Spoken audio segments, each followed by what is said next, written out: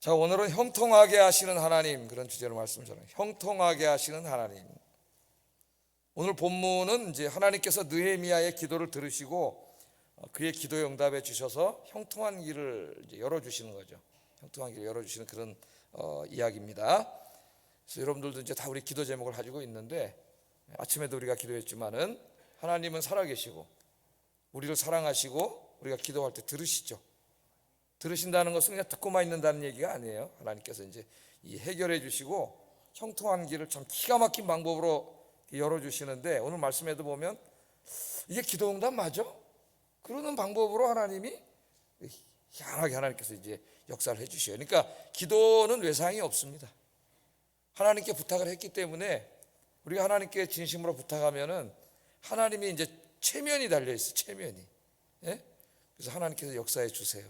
그래서 여러분 힘들고 어려운 일 많겠지만 힘내시고, 혼자 아니니까 하나님이 함께 계시니까 기도하셔서 이 느헤미야처럼 하나님 형통하심의 복을 받기를 주의 이름으로 축복합니다.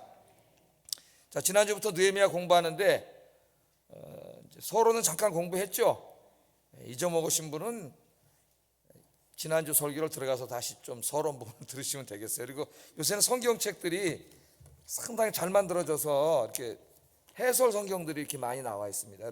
해설 성경 앞에 보면은 서론 부분에 이제 이게 언제 기록됐으며 주제가 언제 뭐며 이런 것들이 이제 잘 설명이 돼 있어요. 그래서 이게 이제 꼭 다 옳은 건 아니지만은 그래서 성경 해설 성경은 대체로 이제 복음주의 성경이기 때문에 그래서 읽으면 많은 참조가 될 겁니다. 더 궁금하신 분은 주석을 사서 읽으세요. 주석을. 저희 집사람 옛날에 처녀 때 보니 결혼해 보니까 주석을 가지고 왔더라고. 시집 오는데 보니까 처녀 때 이제 청년부 리더를 하다가 성경 말씀이 궁금하니까 모르니까 사가지고 본 거예요. 주석을. 그래서 열심을 가지고 또 한번 책도 읽고 그러시면 되겠습니다. 이제 아니면은 교회 오셔가지고 열심히 설교를 들으면 돼요. 설교 듣고 막 적고 공부하고 녹화되어 있으니까 집에 가서 되새김질하고, 하나님의 앞에 가면 핑계를 댈 수가 없어요. 내 몰라서 그랬습니다. 모르다니 말이 되냐? 니네 교회 차창원 목사는 다 녹화해서 저기 컴퓨터 홈페이지에 넣어놨는데 모르다니 네가 게을러서 안 봤지, 공부 안 하고 하면 그러실 거예요. 근데 제가 안 가르쳤으면은 제가 혼나겠죠. 너 뭐 했냐 도대체 목사로서, 맨날 정치하러 다니고 돌아다니고 네가 그랬으니까 시간이 어디 있어. 그래 제가 혼나겠죠. 제가. 자, 이제 느헤미야가 그 페르시아, 성경에는 바사라고 나온다 그랬죠. 바사에 이제 그 술관원으로 있었다 그랬어요. 그러니까 그 왕의 그 바사 제국, 페르시아 제국하면 방대한 제국이죠. 이 방대한 제국의 왕의 술 시중을 두는 관원이었으니까 한 비서관이라고 보면 되겠고, 지금으로 하면 직급이 한 장관 정도 되는 굉장히 높은 직급입니다. 고위직인데 또 왕의 이제 잔치를 주관하고 이러다 보니까 늘 왕과 지근거리에 있는 사람. 누가 제일 권력이 세죠? 권력자와 가까이 있는 사람이 제일 센 거예요. 권력자 가까이 있는 사람. 그래서 누가 제일 세냐면은 비서가 제일 힘이 세요. 비서가. 예? 비서가 힘이 제일 셉니다. 가까이 있기 때문에. 그 왕을 늘 움직일 수 있는 사람이. 자, 이제 이 비서관으로 있는데 자기는 이제 이 바벨론 시대부터 끌려와 가지고 어려서 자라면서 이제 바사 제국으로 이제 바벨론이 무너지고 페르시아 제국이 됐는데 거기서도 이제 성공하고 출세해서 정말 올라갈 수 있을 만큼 올라간 거니까요. 우리나라 사람들이 이민 가서 미국에서 장관이 됐다고 한번 생각을 해보세요. 아니면 뭐 백악관의 비서관 장관급이 됐다고 한번 생각을 해보세요. 엄청나게 성공하고 출세한 거죠. 그 자리에 있어서 자기는 이제 뭐 전혀 문제가 없습니다. 살아가는데 또 왕의 총애를 받고 있어요. 권력자에. 근데 어느 날 이제 저 이역만리 멀리 떨어진 고국 예루살렘, 항상 자기가 기도하고 있었는데 애국자이기 때문에 거기서 동생이 이제 찾아왔는데, 일행들하고 찾아왔는데, 예? 궁금하잖아요. 야, 예루살렘이 지금 상황이 어떠냐 물어봤더니 이제 지난 시간에 공부한 걸 다 얘기한 거죠. 성문은 불타고 무너지고 하나님의 영광은 다 가리고 있고 하나님의 백성들이 다 무너졌으니 주변에서 얼마나 조롱을 하겠습니까? 니네가 믿는 여호와가 이거밖에 안 되냐? 그래서 조롱하고 막 너무 힘들고 막 다 무너졌습니다. 느헤미야가 이제 이 얘기를 듣고 울었다 그랬죠. 울었어. 자기 개인의 일이 아닙니다. 자기는 전혀 부족함이 없어요. 최고 권력의 자리에 있고 부귀영화를 다 누리고 있어요. 그러나 자기 민족이 그렇게 된 소리를 듣고 느헤미야가 울었는데 며칠 동안 슬피 울고 금식하며 울었다. 그렇게 지난 시간에 공부를 했죠. 오늘 이제 2장을 열어보면은 페르시아 왕이 잔치를 베푸는 이야기로 그렇게 시작이 됩니다. 잔치를 한번 이제 읽어보겠습니다. 1절 시작.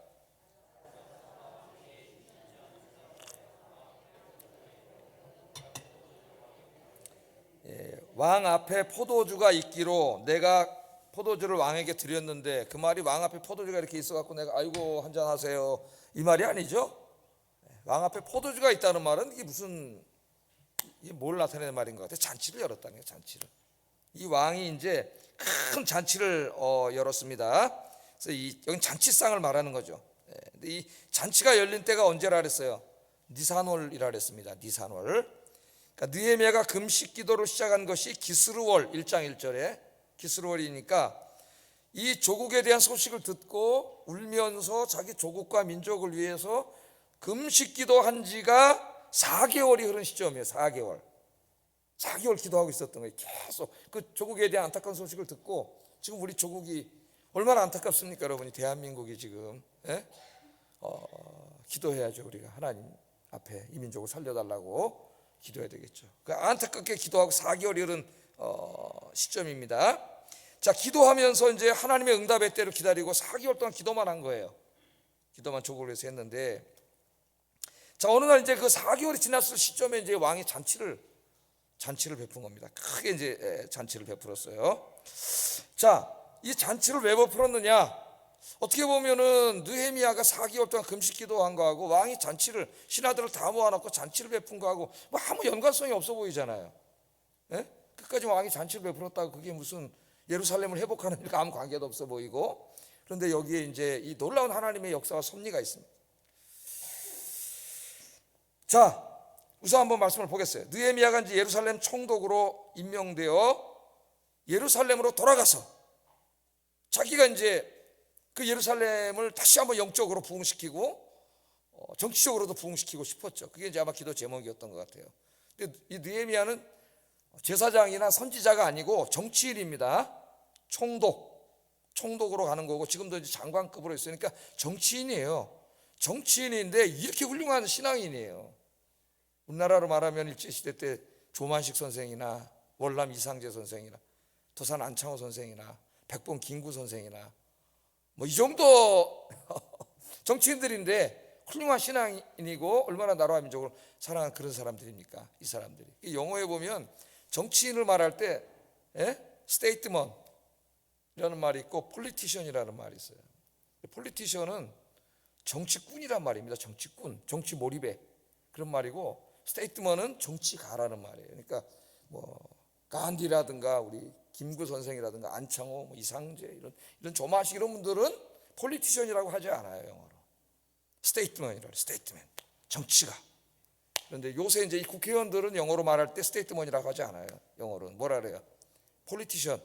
정치꾼들, 정치적인 이득을 위해서 벌떼처럼 몰려들고 나라와 민족을 맨날 입으로 외치지만은 그 마음속엔 자기 성공과 출세에는 아무 관심도 없는, 여성의 문제를 맨날 외치지만은 여성의 문제에는 아무 관심도 없어. 힘들고 약한 사람들을 위해서 맨날 외치지만은 그런데 관심 하나도 없습니다. 오직 자기 정치적인 이익밖에 관심이 없는 자들, 이런 사람들 영어로 폴리티션이라 그래요. 정치꾼들. 느헤미야는 스테이트맨, 정치가예요. 진짜 나라와 민족을 사랑하는 사람이고 영적으로 이 민족을 하나님 앞에 바로 세우기를 원했던 그런 사람이죠. 자, 4개월 동안 지금 기도만 하고 있어. 어떻게 보면 너무 답답하고 소극적이고, 오래전에 제가 학생운동할 때 그 선배 후배들이 그래요. 아 형, 야 창호야, 기도만 한다고 뭐가 되냐? 기도만 한다고 뭐가 돼? 그런 얘기를 많이 한 적이 있습니다. 야, 기도로 해. 하나님이 움직이셔. 하나님이 움직이셔야 민주화도 되고 경제도 부흥하고 나라가 안정이 되는 거지. 그게 이제 토론을 했던 생각이 나는데, 4개월 동안 이제 기도만 했어요. 기도만 하면서 자기가 이 조국을 위해 가지고 있는 이 꿈을 하나님 이루어 주시기를 기도하는 거죠. 그러니까 제일 먼저 뭘 해야 돼요, 여러분? 그 마음을 품고 기도해야 돼요. 하나님 앞에 진심으로. 제가 오늘 계속 진짜로 진심으로 이 말을 많이 합니다. 진짜로 진심으로 기도를 해야 돼요. 그래서 그리스도인들은 애국자를 해야 됩니다. 말로만 자유와 민주 번영을 외치는 자가 아니라 진짜 내 가슴 속에 느헤미야처럼 이 조국을 끌어안고 울면서 기도하는 사람, 그 사람이 애국자 아니겠어요, 여러분?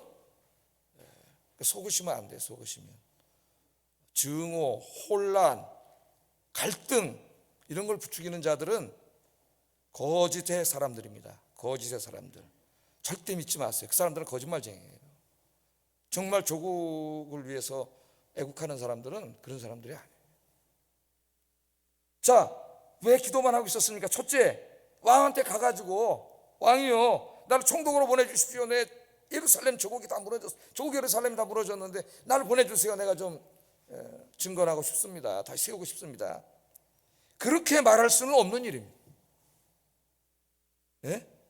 왜 그렇게 말할 수 없어요? 어떻게 신하가 왕 앞에 가서 감히 인사권자인, 요새도 안 되는데 그 당시에 그랬다가 죽을 수도 있죠. 이제 배가 불러줬구나. 감히 나한테 와서 이래라 저라래. 그거 굉장히 위험한 일이에요. 그러니까 상상할 수가 없는 일이고요. 그렇게 해달라는 거는. 또 이제 앞으로 느헤미야서를 공부하겠지만은 이 일은 주변 민족들의 엄청난 방해를 받게 됩니다. 오늘 10절에 뭐라 그랬어요? 느헤미야가 온다는 소식을 듣고 산발락과 도비아라는 사람들의 마음에, 야, 이 이스라엘을 중건하려고 부흥하려고 오는 자가 오는구나 근심했다 그랬어요. 주변 민족들이 지금 엄청난 방해를 합니다. 앞으로. 그러니까 쉬운 일이 아니었어요. 자, 이게 이렇게 어려운 일인데, 그러나 조국의 영적 부흥, 정치적 부흥에 불타고 있던 느헤미야는 포기하지 않았습니다. 4개월 동안 계속 기도를 했고요. 가능성이 희박한 일이었지만은 끝까지 하나님 앞에 기도하면서 매달렸습니다. 인간적인 방법은 안 보이지만은 누가 하실 수 있어요? 하나님께서는 능히 하실 수 있습니다. 이게 우리 신앙이잖아요. 인간적인 방법은 안 보이지만 하나님이 능히 하실 수 있어요. 그래서 느헤미야는 계속 기도하면서 하나님의 때를 기다리고 있는 거예요. 하나님의 때가 무르익도록. 우리는 때로 환경이 좋지 않다는 이유로 하나님이 기뻐하시는 일을 시작도 해보지 않고 포기할 때가 종종 있습니다. 올바른 신앙의 태도가 아니에요. 하나님이 기뻐하시는 일이라면 환경이 아무리 어렵더라도 포기하지 말아야 됩니다. 우리가 믿음으로 기도하면 하나님이 반드시 그 일을 이루어 주세요. 우리 상황에 적용하자면 지금 여러 가지 이제 이 주변이 변화되고 바뀌는 가운데 우리가 이제 준비해야 될 많은 것들이 있는데, 이 보면 이제 재정도 많이 들어가고 많이 여러 가지 이제 어려움이 있죠. 근데 이건 반드시 해야 되는 일이에요. 하나님의 교회를 세우기 위해서. 하나님이 기뻐하시는 일은 환경이 어렵다고 주저앉으면 안 돼요. 제가 어떤 면에서는 이제까지 그런 걸 많이 했어요. 귀찮아가지고. 이거 뭐 또 헌금 내라 그러고 그런 얘기 하기 싫어가지고 안 해왔어. 지금까지도 조금씩 하면서 그냥 있는 돈으로 어떻게 조금씩 다 해왔잖아요. 한 번도 뭐 이렇게 여러분들에게 부담 안 주고 이렇게 왔는데, 이제는 조금 더 크게 해야 될 상황이 벌어지고 있어요. 그래서 기도하고 있습니다. 느헤미야처럼 기도해 왔는데, 하나님의 때가 되면 하나님이 이제 여러분의 마음을 움직이시겠지 뭐. 움직이고 계시죠? 여러분의 마음을 움직이시겠죠. 자, 이런 상황 속에서 4달 동안 지금 기도를 할 배경을 말씀드린 거예요. 이렇게 기도를 이제 하고 있던 4달째 되는 어느 날 갑자기 왕이 잔치를 베풀어갖고 온 신하들을 다 모아서 큰 잔치를 베풀었다 이거야. 그럼 도대체 이게 4개월 동안 내가 하나님 앞에 계속 금식 기도하고 있는데 이게 도대체 내 기도 응답과 무슨 연관이 있느냐? 그런데 굉장히 연관이 있습니다. 하나님은 때로는 상상하지 못했던 방법으로 역사를 하세요. 우리의 생각을 뛰어넘으시죠, 하나님. 그러니까 하나님을 여러분 이성 속에 가두지 마세요. 내가 생각하면서 아무리 생각해도 길이 없네? 그거는 여러분의 생각이고 하나님의 길은 많아요. 하나님이 하시는 길. 자, 그래서 이제 느헤미야는 뭐 하는 사람이 술관원이잖아요. 잔치를 주관하는 비서관이에요. 그래서 이제 막 잔치를 막 주관하니까 얼마나 바빴겠습니까? 혼자 분주하고 막 엄청나게 일하는데, 바빠지니까 왜 잔치는 해가지고 또 날 이렇게 바쁘게 해, 그러면서 보통 사람 입이 이만큼 튀어나와서 저놈 왕 저놈이 새끼 저거 뭐 이럴 수 있는데, 느헤미야는 이 일을 이제 기쁘게 합니다. 기쁘게. 그래서 여러분 직장에서나 어디에서나 여러분에게 막 일이 많이 떨어지고 해야 될 일이 늘어나고 그럴 때 불평하지 말고 기도하세요. 그 가운데에 하나님이 하시려고 하는 일이 있어요. 하시려고 하는 일이. 그래서 느헤미야가 이제 막 준비를 엄청 잘했겠죠. 잔치를. 왕이 잔치를 준비하라 했는데 잔치를 잘 준비하면은 왕이 얼마나 기쁘겠습니까? 느헤미야 갖다나 사랑하는 신하인데 더 사랑하게 되고 더 신뢰하게 되고 더 믿게 되고 그렇게 되겠죠. 그래서 느헤미야가 이걸 이제 최선을 다해서 이제 잘 준비를 했어요. 예. 그리고 이제 오늘 말씀해 보면은 왕 앞에 이제 이렇게 탁 포도주를 왕 앞에 올렸다 그랬죠. 예? 어우, 영광이죠. 옛날에 황제한테 제일 가까이서 그 사람 탁 해서 이제 왕이요, 예? 폐하 탁 왕이 이걸 받으면은 최고예요. 왕 다음에 최고의 영광 아닙니까, 여러분? 야, 저 사람은 왕한테 술을 올리는 사람이구나. 예? 그렇게 되겠죠. 그래서 이제 그 포도주를 올렸는데 오늘 말씀해 보면 참 하나님의 역사가 희한합니다. 희한해요. 느헤미야가 이제 그 포도주를 올리는데 왕이 느헤미야의 얼굴을 봤다 그래요. 느헤미야 얼굴. 그랬더니 느헤미야 얼굴에 수심이 가득했다 그래. 왕이 본 겁니다. 왕이 수심이 가득했다 그래. 1절 2절 다시 한번 읽어보겠습니다. 시작.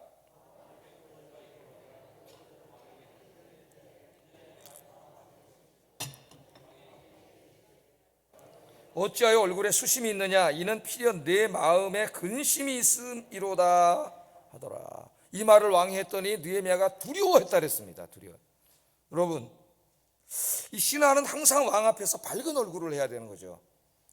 왕이 딱 봤는데 신하가 얼굴에 슬픔이 있거나 근심이 있으면은 굉장히 위험한 상태입니다. 죽을 수 있어요. 무엄한 거예요. 무엄.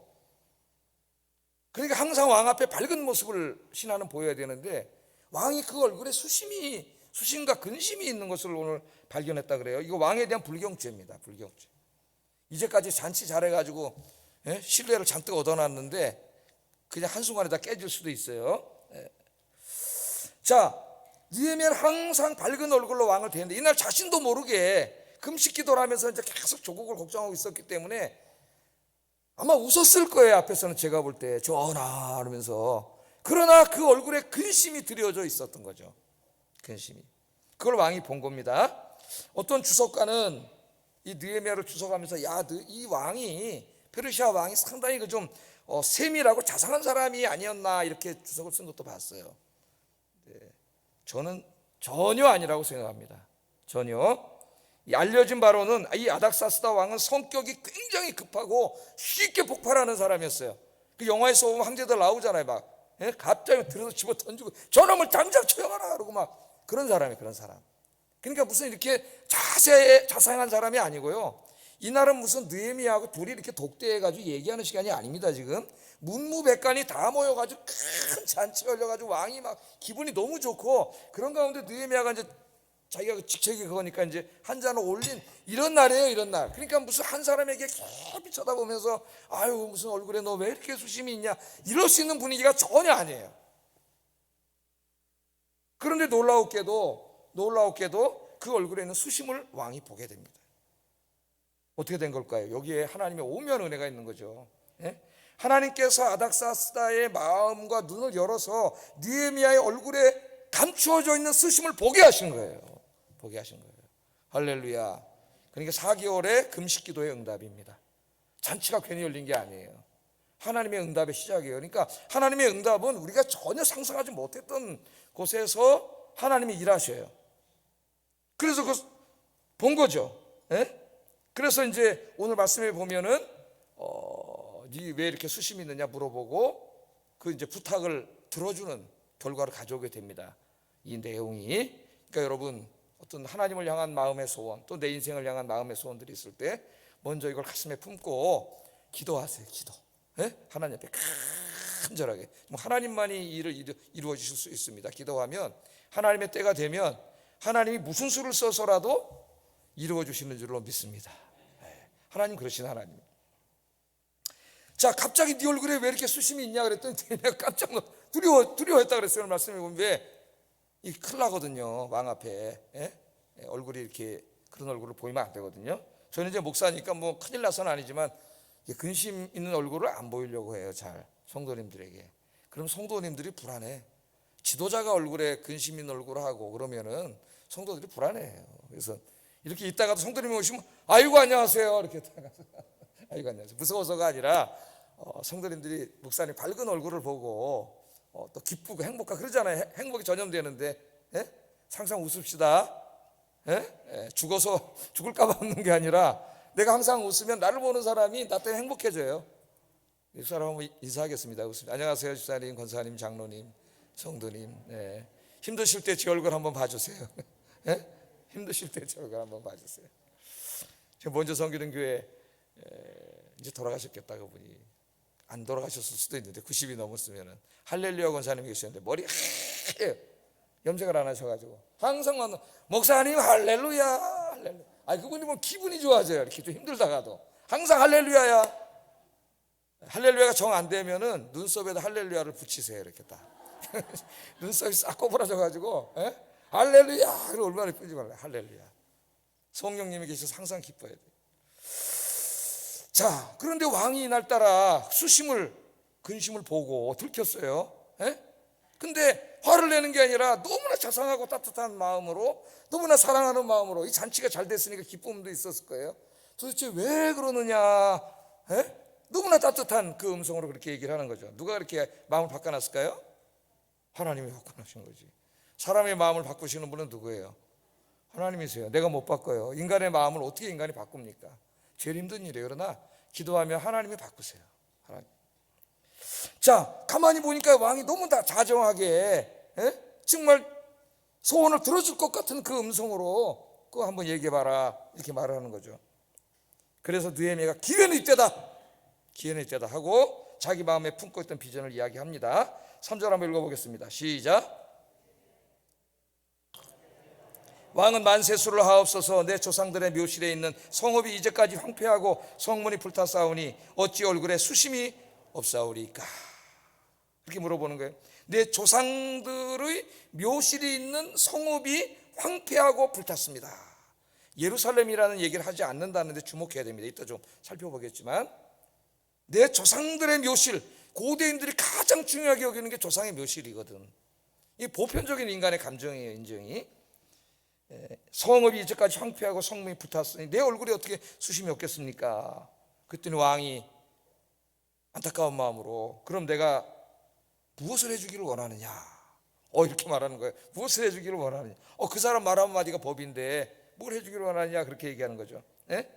느헤미야는 이 왕의 긍정적인 태도를 보고 아주 짧은 순간이었지만 기도하면서 자신의 비전을 이제 담대히 말합니다. 담대히. 5절 한번 읽어보겠습니다. 시작.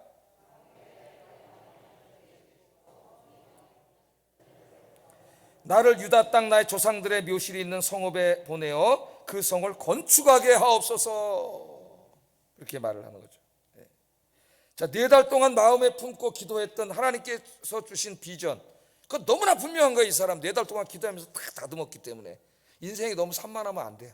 하나님 앞에 딱 자기 정말 중심 비전을 가지고 그걸 가지고 이제 기도를 해야죠. 기도를 했어요. 자, 그랬더니 왕이 이제 이 느헤미야 요청을 들어줍니다. 그래서 여기 우리가 이제 느헤미야의 이것을 통해서 우리가 몇 가지 좀 생각해 봐야 될 게 있어요. 첫째는 믿음으로 기도하고 준비하고 때가 무르익으면 과감하게 행동해야 된다는 거예요. 과감하게. 4개월 동안 기도로 준비했습니다. 너무나 뚜렷해요. 자기가 가고자 하는 길은. 비전을 세우고 그 비전을 이루기 위한 정책을 세우고 그 정책을 이루기 위한 구체적인 계획을 세워라. 이게 우리들에게 교훈하는 거 아닙니까? 이 시대 선생들이 가고자 하는 지도자는 분명한 비전, 그게 있어야 되겠죠. 안 그러면 어디로 가는 거 방향이 없어. 일로 갔다 절로 갔다 막 여론조사 한번 하면 절로 가고 여론조사 절로 가고 그러면 안 되죠. 지도자가 분명한 자기 비전이 있고 그 비전을 이루기 위한 구체적인 정책을 세우고 정책을 이루기 하나하나 계획을 세워서 그 일을 이루어가는 거죠. 지도자가 아무것도 안 하는 것 같아도 혼자 다 그렇게 하고 있는 거예요. 근데 나중에 그 일을 실행할 때는 혼자 하는 게 아니라 또 같이 의견도 나눠야 되고 해야 되기 때문에 같이 해야 되는 일이 또 남아 있는 거지만 분명한 그런 길이 있는 거죠. 목사님 즉흥적으로 하시네? 즉흥적으로 하는 거 없어요. 오랫동안 기도하면서 준비하면서 때가 무르익도록 기다리고 그렇게 하는 거죠. 지도자들이 다. 그래서 그랬다가 이제 정말 때가 무르익었으면 과감하게 해야 된다는 거예요. 이제 자꾸 거기서 소극적으로 하고 지체하고 그러면 아무 역사도 이룰 수 없어요. 때가 되면은 이제 과감하게 해야 된다. 그래서 과감하게 할 거예요. 이제 당회를 하고 이제 우리가 해야 될 부분들을 하려고 합니다. 두 번째는 지혜로워야 된다는 거예요. 지혜롭게 해야 된다는 거예요. 지혜롭게. 여기 느헤미야가 왕한테 얘기하면서 제가 이제까지 왕한테 충성을 다해오지 않았습니까? 근데 제 조국 예루살렘이 다 무너졌어요. 나 예루살렘 총독으로 좀 보내주세요. 내가 가서 좀 세우게. 이렇게 말했으면 어떻게 됐을까요? 부탁을 들어주기는커녕 그냥 애들 말로 작살났을 겁니다. 예루살렘이라고 얘기했다면은 벌써 거기 민족적인 언어, 정치적인 언어 이런 것들이 들어가요. 이놈이 반란을 일으키려고 그러네. 예? 다 페르시아 제국인데 예루살렘이 뭐가 중요하고 이스라엘이 뭐가 중요해? 다 내 나라고 내 신민인데 이렇게 생각하는 왕 앞에 그런 얘기를 했다가는 뭐 누가 들어주겠어요? 죽지 않는 게 당연히 죽지 않는 게. 근데 오늘 느헤미야를 보면은 예루살렘이라는 얘기를 하나도 안 해요. 뭐라 그래요? 내 조상의 묘실이 있는 그 성읍이라 그러잖아요. 내 조상들을 모셔놓은 성읍이 있는 그 묘실이 다 화폐화되고 돼가지고 조상의 묘가 엉망이 됐습니다. 그러니까 왕이 들을 때 이건 인간의 보편적인 감정에 호소한 거예요. 누구나가 아니 어떻게 아버지 할아버지 증조 할아버지 묘실은 고대인이 제일 중요하게 여기고 이 왕도 제일 중요하게 여기는 건 그게 다 무너지고 황폐됐다 그러니까 왕의 마음이 움직인 거죠. 그러니까 굉장히 지혜로운 사람이에요. 그냥 말하지 않고 준비한 사람이죠. 말을 준비한 사람. 때로 옳은 이야기를 하는데 지혜롭지 못하게 해서 그 얘기를 듣는 사람이 마음이 상하게 하는 사람이 있어요. 이 말은 그 말이 옳으냐 그르냐도 중요하지만은 그것만큼 더 중요한 거는 뭐냐, 말하는 사람 태도예요. 태도가 불량하면은 그 말이 아무리 옳아도 들어주지 않습니다, 사람들이. 그러니까 이 태도가 굉장히 중요한 거예요. 이게 지혜죠, 지혜. 이게 느헤미야는 오늘 예루살렘이라는 이야기를 하지 않고 조상의 묘가 무너졌다고 하는, 누가 들어도 정말 좀 안타깝게 여길 수 있는 그런 보편적인 언어를 사용했다는 거죠. 그래서 여러분 주의 일을 하고 또 많은 사람들과 의견을 교환하고 뭐 전도회에서 뭐 부서에서 내가 하고 싶은 어떤 일들을 이야기할 때에 기도하세요. 먼저 그 말을 정말 지혜롭지 못하게 해야지. 세상 사람들은 네 가지가 없게 얘기한다. 한마디로 해도 어떻게 저렇게 정말 네 가지가 없게 얘기하는 사람이 있는지 한마디로 해도 기도하면서 지혜롭게 이야기해서 사람의 마음을 얻어야 일이 이루어집니다. 사람의 마음을 감동시켜야 돼요. 사람의 마음을 감동시키기 쉽지 않아요, 여러분. 오늘 느헤미야는 얼마나 이게 지혜롭습니까? 내 조상의 묘실이 있는 성읍이 다 무너졌습니다. 그랬더니 왕이 너무 미안하고 고맙고 동정심이 생겨가지고 이걸 보내주는 거잖아요. 세 번째, 왕이 느헤미야의 부탁을 들어줬다는 걸 통해서 그동안 느헤미야가 왕 앞에서 얼마나 이 사람이 진실하고 성실하게 일했는가를 보여줘요. 만일 이 사람이 맡은 일 제대로 안 했는데 왕 앞에 가서 그런 부탁을 했다면 들어줬을까요? 여러분 같으면 들어줬겠습니까? 그 일을 맡으면서 너무 일을 잘한 거예요, 성실하게. 그러니까 부탁을 했을 때 거절할 수가 없는 거죠. 일을 너무 잘하기 때문에, 자기도 신세를 많이 졌기 때문에. 그래서 여러분 뭐 이 교회만이 아니라 직장이나 어디에 가서도 맡겨진 일들을 지혜롭게 또 성실하게 잘해서 많은 열매를 맺고 주변 사람들에게도 윗사람에게도 칭찬받는 여러분 되길 주의 이름으로 축복합니다. 느헤미야는 그런 사람이었다는 거예요. 자, 그렇게 이제 다 모든 게 이제 철저히 기도로 준비하면서 다 이렇게 지혜롭게 평상시에는 정말 그 사람들 보기에 하나님 믿는 사람으로서 조금 더 흠이 없이 자기 맡은 일을 잘하고 이렇게 해와서 이제 왕이 그 부탁을 들어줍니다. 자, 그러니까 이제 느헤미야가 좀 더 구체적으로 얘기해요. 좀 더 구체적으로 이제 가야 되잖아요. 엄청나게 먼 길을 이제 가야 되는데 아주 구체적으로 7절 8절 한번 읽어보겠습니다. 시작.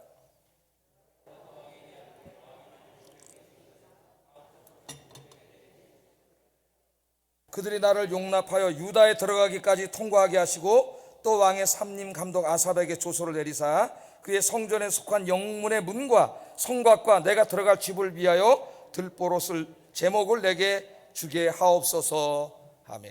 이제 구체적인 부탁을 하죠. 자기 혼자 간다고 되는 게 아니지 않습니까? 그러니까 이거 지금 여기를 보세요. 아주 세밀한 계획을 얘기해요. 이것은 4개월 동안 기도하면서 가만히 기도만 한 게 아니고 준비했다는 거예요. 준비. 비전을 세우고 그 비전을 이루기 위한 정책들을, 큰 정책들을 세우고 그 정책들을 이루기 위해서 또 조그만 계획들을 다 세워놓고 그것들을 이룰 인력, 재원 이런 것들을 철저하게 청사진을 그렸다는 거예요. 마스터 플랜을. 하나님이 그런 분이에요, 여러분. 하나님이. 그래서 여러분 인생도 그냥 막 되는 대로 하루하루 살지 마시고 기도하면서 잘 좀 이렇게 하나님 앞에 인생 계획을 좀 세워보세요. 한번. 탁 세웠어요. 자, 여기 보세요. 성벽, 성문, 그리고 자기 자신이 거할 총독, 공관, 자기 집이죠. 지으려면 목재가 필요하다는 것과 예루살렘에는 목재가 부족하다는 것을 다 알고 있습니다. 그래서 왕에게, 조달 청장에게 명하여 목재를 보내줄 것을 부탁을 하고요. 가는 길에 또 상당히 위험한 길이 많기 때문에 이걸 다 이렇게 좀 조치를 취해 주도록 전부 다 이렇게 이제 부탁을 한 거죠. 자, 이렇게 이제 기도하면서 준비를 하고 부탁을 했을 때 하나님이 이제 그 사람의 마음을 움직이는 거죠. 그 사람이 안 움직이면 아무 일도 안 이루어지는 거죠, 왕이. 근데 하나님 그 마음을 다 움직여 주셨어요. 8절 하반절 9절에 보면 내 하나님의 손이 나를 도우심으로, 그거 쭉 쳐놓으세요, 여러분.